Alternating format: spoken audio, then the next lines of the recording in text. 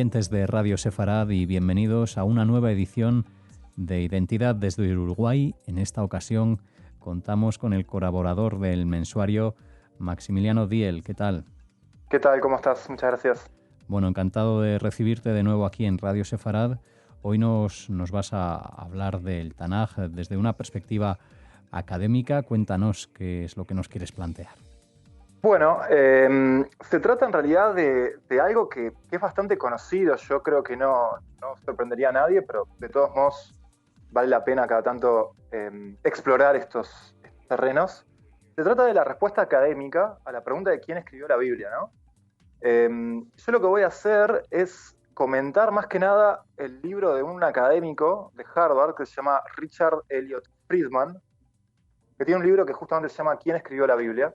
Y él lo que hace es resumir toda una serie de distintas investigaciones que se han hecho en ese campo, el campo de la crítica bíblica, digamos, ¿no? Como un poco de contexto, mencionar que el Talmud dice que la respuesta clásica, ¿no? Moisés escribió su libro y la sección de Balaam y Job, Yoshua escribió su libro y los 8 últimos versículos de la Torá, Samuel escribió su libro y bueno, y así sucesivamente. Eso está en el Talmud. Ahora, ¿qué ocurre? A partir del siglo XVII, el primero que se planteó preguntas sobre la autoría bíblica es Thomas Hobbes.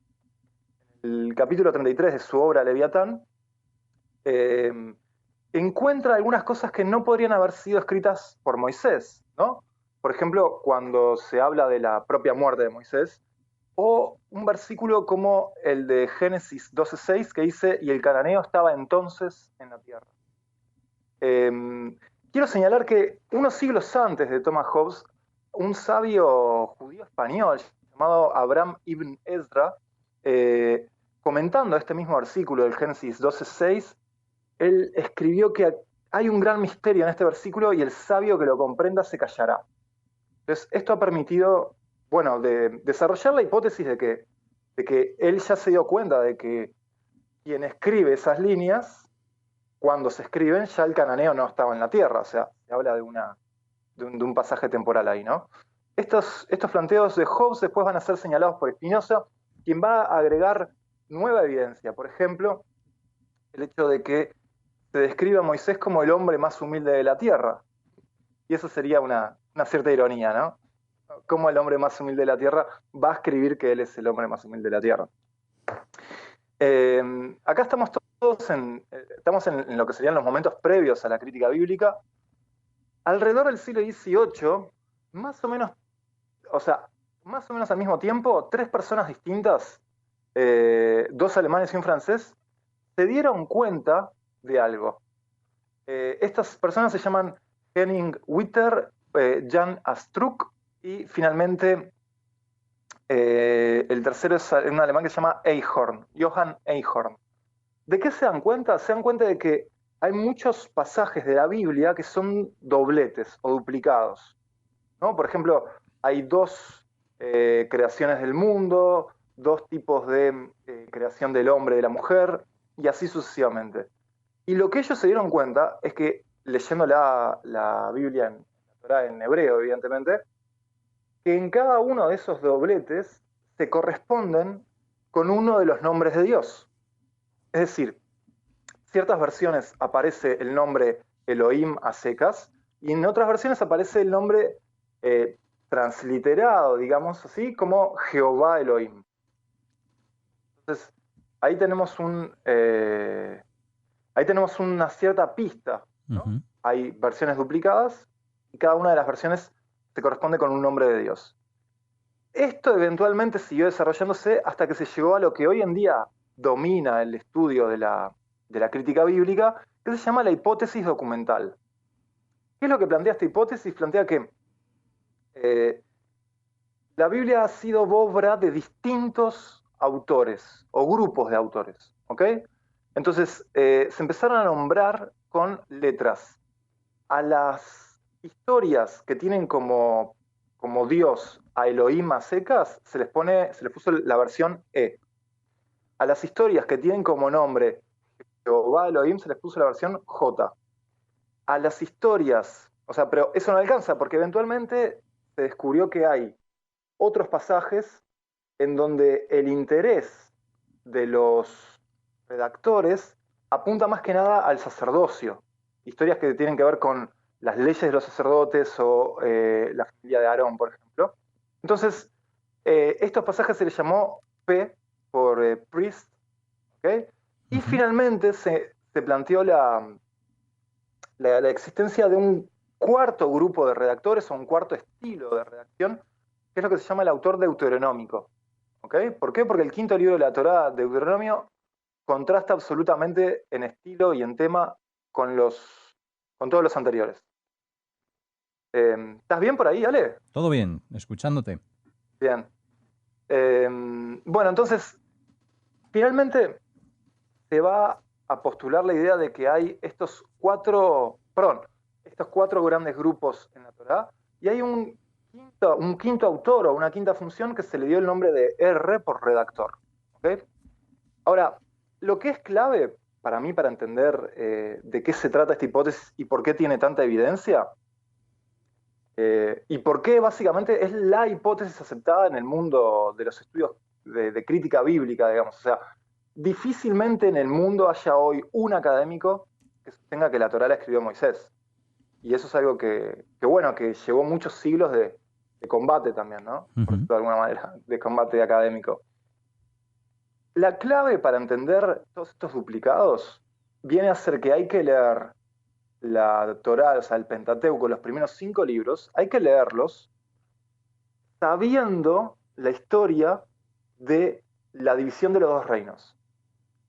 Es decir, conociendo que existió un primer reino de Saúl, un segundo reino de David, un tercer reino de Salomón, y Salomón, que se le atribuye ser el rey más sabio de la historia, en muchas de sus acciones no fue tan sabio, y por eso apenas él muere, se divide el reino del norte con 10 tribus y el reino del sur con Judá como protagónica, ¿no? A mí estas cosas me hacen pensar, por ejemplo, en qué curioso que haya sido Judá el que prevaleció, que nos llamemos judíos, porque si hubiese sido el reino de Israel, por ejemplo, el reino del norte, nos podríamos llamar menayitas, que era la tribu que dominaba el norte, Menaye. O efraimitas, que era la otra tribu como más grande del norte, que nos podríamos haber llamado efraimitas. Pero bueno, entonces hay toda una serie de divisiones y creo que esto es como una cuestión muy introductoria, ¿no? Pero creo que vale la pena mencionarla. El reino del norte es el reino de Israel. Lo que predomina es el nombre de Dios Elohim. ¿Okay? El símbolo que predomina es lo que se llamó el tabernáculo, o más bien la carpa de la reunión. Y los héroes de esta versión son Moisés y Yoshua. ¿Okay? El momento crucial en la Biblia para esta versión es el pacto y la revelación de Dios en el monte Horeb. Atención, que se llama Horeb. Por oposición, como para ir entendiendo, la versión J es la versión de Judá, es la versión del sur. El nombre de Dios es Yahvé. El símbolo sagrado es el arca de la alianza con los 10 mandamientos. Un arca de la alianza con 10 mandamientos que, según la versión E, Moisés rompe. Según la versión J, Moisés los reconstruye inmediatamente. Y los héroes son Aarón, que va a dar lugar a la dinastía de los sacerdotes, y Caleb. Los oyentes recordarán que cuando Moisés envía espías a la tierra de Israel, envía a Yoshua y a Caleb, ¿no? Era el otro de Caleb de la tribu de Judá. El pacto fundamental no es la revelación de Dios en Horeb, que de hecho en la versión J se llama Sinai, no Horeb, Sinai. Y el pacto fundamental es el pacto con Abraham. ¿Okay? Entonces va a poner mucho más énfasis en el pacto con los patriarcas que en la revelación en el Sinai. Los lugares sagrados... Dale. Sí, Maxi, no, te iba a comentar que aparte de los 2 reinos, no sé si hay otras claves, aunque ahora no sigas desarrollando estos asuntos, otras claves o incoherencias que mantengan también la hipótesis, además de la de los reinos. Sí, sin duda. Lo que yo planteaba con los reinos es que es una manera de entender estos duplicados y cómo estos duplicados a veces dicen una cosa y a veces dicen otra. Ujú. A mí lo que me pasaba, por ejemplo, cuando era más niño, adolescente, e intentaba, bueno, me enseñaban esto, es que me parecía que había contradicciones, porque de repente en Génesis 1, por dar un ejemplo, ¿no? En Génesis 1, primero se crean las plantas, luego los animales, luego el hombre y finalmente la mujer. En Génesis 2 se crea primero el hombre, después las plantas, después los animales y finalmente la mujer. Ujú. Entonces, como esos ejemplos hay todo el tiempo contradicciones. Lo que plantea este autor es que como son versiones distintas que están como compiladas en el mismo texto. Y por eso muchas veces ocurre que una historia se relata de un modo y en el siguiente capítulo se relata la misma historia de otro modo. Obviamente que esto, del punto de vista de la tradición judía, generó infinidad de interpretaciones y modos de intentar encontrarle coherencia a algo que sencillamente es incoherente. Primero se dice una cosa y después se dice otra. Ujú. Eh, entonces, la idea de los dos reinos y que cada una de las versiones se escribió en un reino distinto, me parece que es una clave esencial, ¿ok? Porque hay que entender que reino en la antigüedad significa, el reino no está separado de la religión. El sistema político y sistema de culto van de la mano. Claro. Entonces, con eso en mente, eh, cuando se enfatiza, por ejemplo, en Génesis 48, Jacob bendice primero a sus nietos, primero a Efraín, que es el segundo hijo de José, y segundo a Menashe. Pero inmediatamente, es claramente una versión una versión que favorece al reino del norte. En el Génesis 49, en el siguiente capítulo, es la misma historia, Jacob en su lecho de muerte, y bendice en otro orden a otros hijos. Bendice primero, o sea, a Rubén, su primogénito, no lo bendice, a Simón y Leví no los bendice, bendice a Judá. Entonces ahí uno empieza a entender, tipo, claro, este texto lo que está haciendo es, de alguna manera, favorecer o legitimar que en el poder exista tal tribu y no tal otra. Y uno podría preguntarse, bueno, pero ¿por qué fueron compilados en el mismo texto? La respuesta es bastante clara.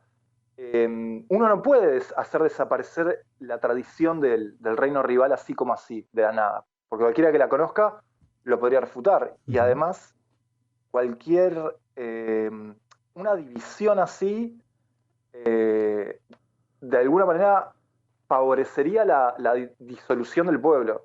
La idea de que ambos textos queden compilados en una sola unidad, de alguna manera favorece la unión del pueblo.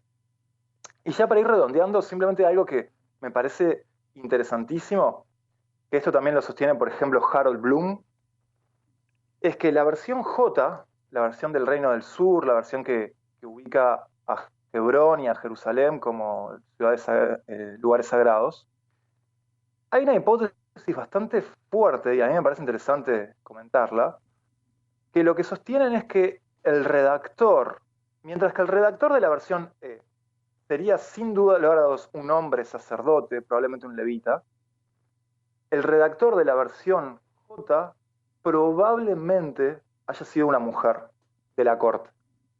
¿Y en qué Vale. sostienen esto? Esto a mí me parece bastante interesante. Ujú. ¿En qué lo sostienen? En primer lugar, hay evidencia histórica de que las mujeres en la corte davídica eran ilustradas. Una mujer digamos, de noble sería mucho más ilustrada que un hombre de clase más baja.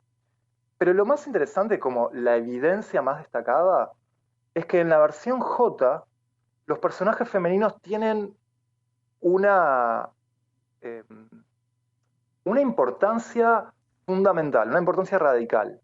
¿Ok? Hay mucho más líneas, o sea, si lo contabilizamos en cantidad de palabras y líneas, en la versión J hay muchísimo más protagonismo de mujeres.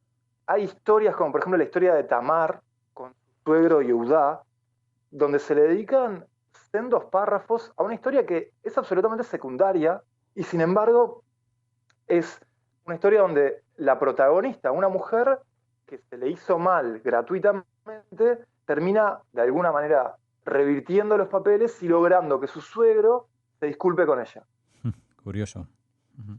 Es curioso, sí. Y cuando uno plantea esta idea de que quizás uno de los redactores haya sido una mujer, por lo menos de una de las 4 grandes versiones que hay de la Biblia, creo que bueno, que eso por lo menos abre posibilidades interesantes, ¿no? Posibilidades interesantes para pensar cómo en un mismo texto conviven ciertos pasajes bastante machistas con ciertos pasajes donde la mujer es reivindicada como un igual del hombre.